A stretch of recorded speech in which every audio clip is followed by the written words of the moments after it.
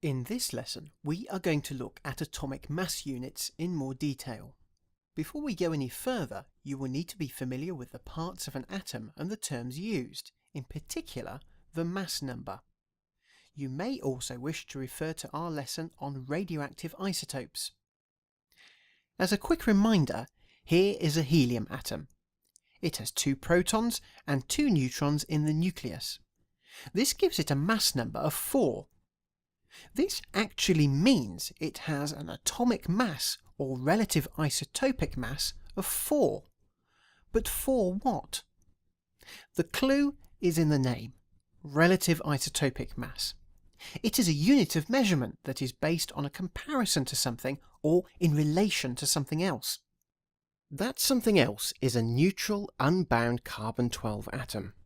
Scientists had previously attempted to use hydrogen and later oxygen-16 as a reference, but as heavier elements and new isotopes were discovered, it resulted in physicists and chemists disagreeing on masses.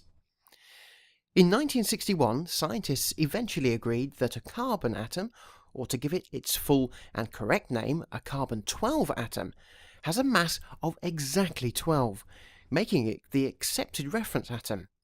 In fact, the mass of a carbon-12 atom is so exact and well agreed that it is sometimes written to 4 decimal places. Therefore, one atomic mass unit, or AMU, is quite simply 1/12 of the mass of a carbon-12 atom. Every atom has its own unique atomic mass based on this relative scale. Our earlier example of helium had an atomic mass of 4. In full, this means that the helium atom has a mass of 4 times 1/12 of the mass of a carbon-12 atom. Of course, it's far easier to write this as 4. Following this rule, a hydrogen atom has a relative isotopic mass of 1, and a fluorine atom has a relative mass of 19. Now it's your turn. What about nitrogen? Here's the atom. Now pause the video whilst you work it out.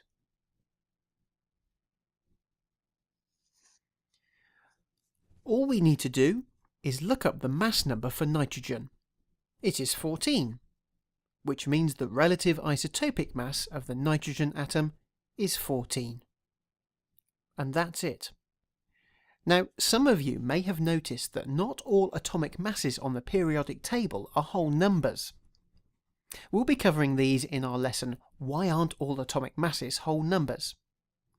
But from this lesson, you need to remember one atomic mass unit is 1/12 of the mass of a carbon-12 atom, and we can use this to work out the relative mass of a particular atom.